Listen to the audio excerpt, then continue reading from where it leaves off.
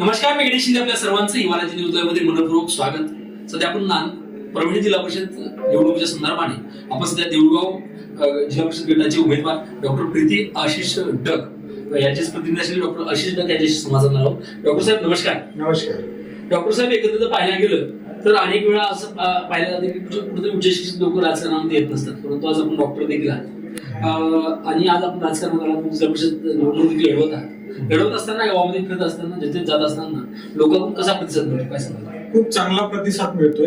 लोक अगदी उत्स्फूर्तपणे बाहेर निघतायत आणि मला चांगल्या प्रकारे सपोर्ट करतायत.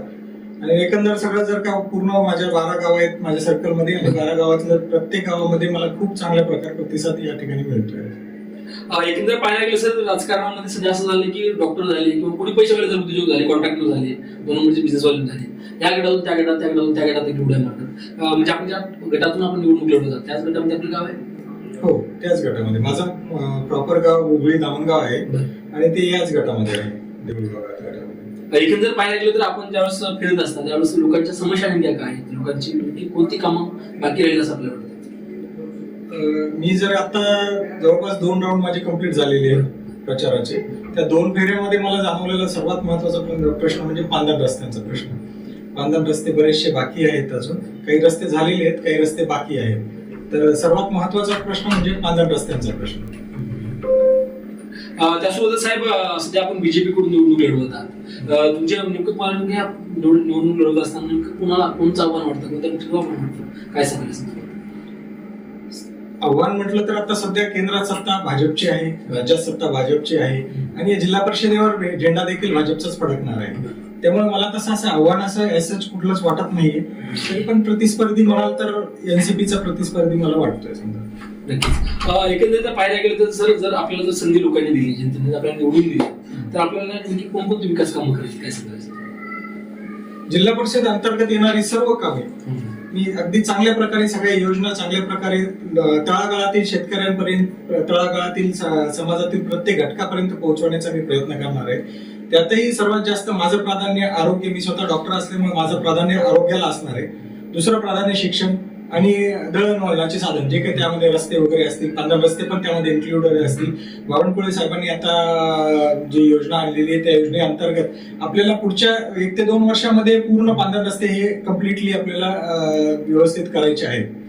आणि आरोग्याच्या बाबतीत म्हटलं तर प्राथमिक आरोग्य केंद्र असतील, त्यामध्ये अगदी सगळ्या सुख सुविधा कशा प्रकारे पुरवल्या जातील, डॉक्टरांची संख्या कशी वाढवली जाईल, सर्व स्टाफ फुलफिल केला जाईल, याकडे मी लक्ष देणार आहे. आणि त्या ठिकाणी सर्व मेडिसिन्स उपलब्ध कसे होतील याकडे देखील मी प्रयत्न करणार आहे. शिक्षण क्षेत्राबद्दल सांगायचं झालं तर आज आपण बघितलं की इंग्लिश मीडियमकडे लोकांचा कल वाढत चाललेला आहे आणि लोक म्हणजे खेड्यामध्ये कोणी शिकायला तयार नाही, प्रत्येकाची शहराकडे कल वाढलेला आहे आणि खेड्यातल्या शाळा ओस पडत आहेत, तिथं विद्यार्थ्यांची संख्या कमी येते. जर का आपण शाळेतला दर्जा जर का तिथे वाढवला तर जास्तीत जास्त विद्यार्थ्यांना त्याचा फायदा होईल आणि विद्यार्थी परत त्यांना तेच शिक्षण, चांगल्या प्रकारचं शिक्षण हे गावात मिळेल आणि अगदी फ्री ऑफ कॉस्ट मिळेल.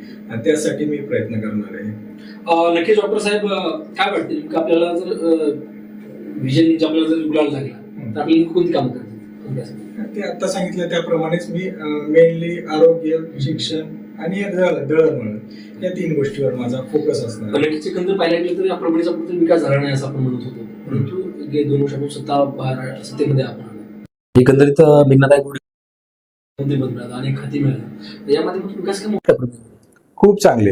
आपल्या राज्याच्या, आपल्या परभणी जिल्ह्याच्या पालकमंत्री आदरणीय सौ मेघनादिदी बोर्डीकर यांनी या मतदारसंघामध्ये, सेलू आणि जिंतूर मतदारसंघात, ज्यावेळेस त्या मंत्री नव्हत्या त्यावेळेस सुद्धा मागच्या पंचवार्षिक मध्ये सुद्धा त्यांनी जेवढी कामं केलेली, मागच्या 30 ते 40 वर्षामध्ये आजपर्यंत कोणीच कामं केली नसतील, एवढी कामं या मतदारसंघामध्ये झालेली आहे, सेलू जिंतूर मतदारसंघामध्ये.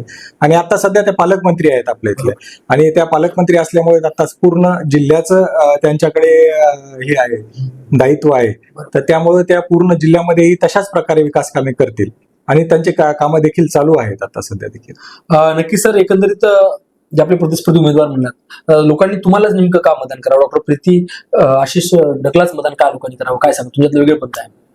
वेगळेपण म्हणजे मी थोडं बाकीच्या उमेदवारांपेक्षा माझे शैक्षणिक गुणवत्ता देखील जास्त आहे आणि माझ्याकडे एक विजन आहे त्यासाठी मी आलेलो आहे. मी काही राजकारणी नाहीये बरोबर आहे. आणि मी राजकारणात आलोय एक विजन घेऊन आलोय.